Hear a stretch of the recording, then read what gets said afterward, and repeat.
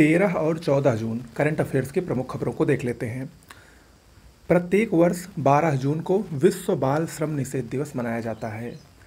International labour organisation यानी अंतर्राष्ट्रीय श्रम संगठन द्वारा 2002 से इसको मनाए जाने की प्रथा प्रारंभ हुई।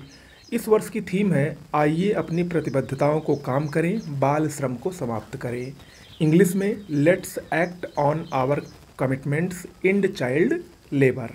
ओके, आपको बता दें कि 2011 की जनगणना के अनुसार भारत में 5 वर्ष से 14 वर्ष की आयु के लगभग 43.5 लाख बच्चे काम करते हैं। 43.53 लाख बच्चे।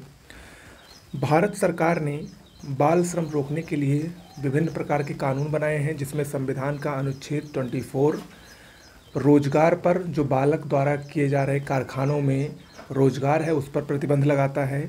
इसके अलावा 1986 में बाल श्रम निषेध अधिनियम भी पारित किया गया और इन दोनों में 14 वर्ष से कम उम्र के बच्चों के रोजगार पर प्रतिबंध लगाया गया है।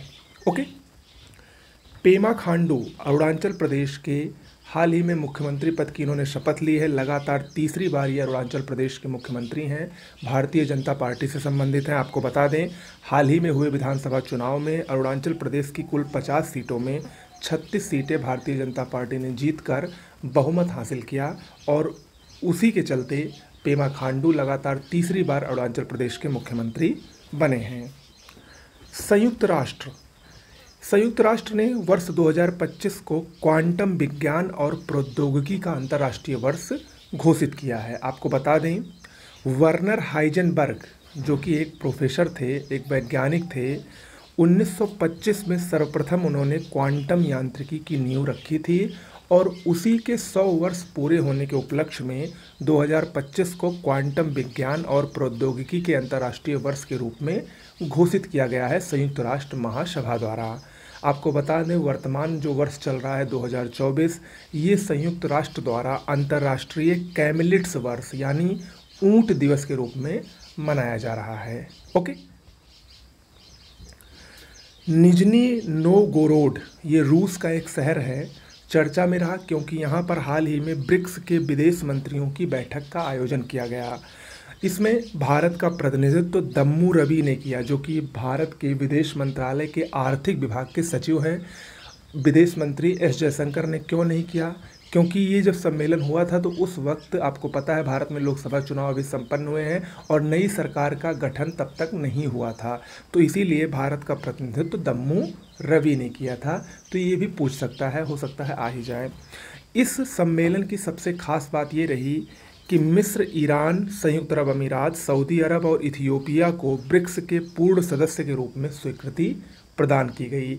2023 में इनको शामिल करने की घोषणा की गई थी और अब इनको पूर्ण रूप से औपचारिक रूप से शामिल कर लिया गया है और अब ब्रिक्स में सदस्य देशों की संख्या 10 हो गई है। आपको बता दें, 2024 में ब्रिक्स का जो अध्यक्ष है वो रूस है और ब्रिक्स सम्मेलन अक्टूबर में रूस में ही होना है। ओके,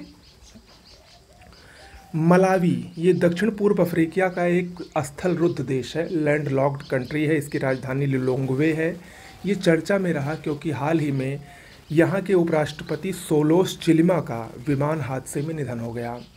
कुल 10 लोगों की मृत्यु हो गई, जिसमें इनकी पत्नी भी शामिल थी और एक मलावी की पूर्व प्रथम महिला भी शामिल थी। इन सभी का हेलीकॉप्टर क्रैश में निधन हो गया। ओके, उपेंद्र द्विवेदी ये भारत के 30वें सेना प्रमुख सेनाध्यक्ष नियुक्त किए गए हैं। वर्तमान जो सेनाध्यक्ष हैं जनरल मनोज पांडे का इन्होंने स्थान लिया है। अमरावती ये आंध्र प्रदेश की एकमात्र राजधानी घोषित की गई है। अभी हाल ही में आंध्र प्रदेश के नवनियुक्त मुख्यमंत्री चंद्रबाबू नायडू द्वारा इसकी घोषणा की है। हालांकि जब 2014 से 2019 के बीच में चंद्रबाबू नायडू मुख्यमंत्री थे तो उन्होंने घोषणा की थी कि आंध्र प्रदेश की राजधानी अमरावती होगी, लेकिन बीच में 2019 में जब उनकी सरकार गई तो जो सीएम थे, तत्कालीन सीएम वाईएस जगनमोहन रेड्डी, उन्होंने आंध्र प्रदेश की 3 राजधानी बनाने की घोषणा की थी। लेकिन अब एक बार फिर से सरकार में आने के बाद उन्होंने उस पुराने नियम को पलटते हुए एकमात्र राजधानी अमरावती को ही घोषित किया है। तो ये पूछा जा सकता है। ओके, तो आज के करंट अफेयर्स में इतना ही। बहुत बहुत धन्यवाद।